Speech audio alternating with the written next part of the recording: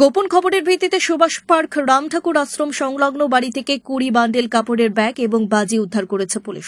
মঙ্গলবার রাত 9টা নাগাদ গোপন খবরের ভিত্তিতে খোয়াইয়ের এসডিপিও এবং খোয়াই থানার ওসি সুবীর মালাকার ও সুভাষ পার্ক আউটপোস্টের ওসি রঞ্জিত সরকার পুলিশ বাহিনী নিয়ে সেই বাড়িতে হানা দেন।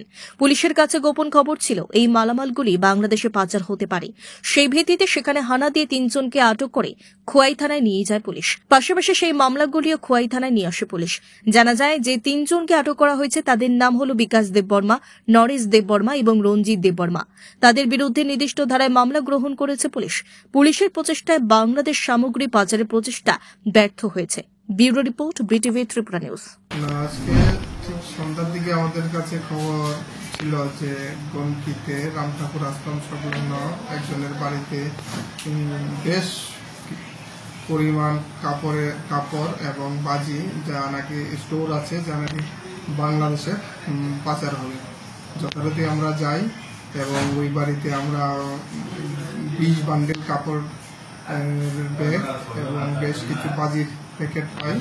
ওইগুলি আমরা ওইখানে সিজ করি এবং সাথে আরো সাসপেক্টেড 3 জনকে আমরা ডিটেইন করি এবং তাদেরকে জিজ্ঞাসা করি তারা এই কাপড়ের সাপেক্ষে কোনো ডকুমেন্ট প্রডিউস করতে পারেনি।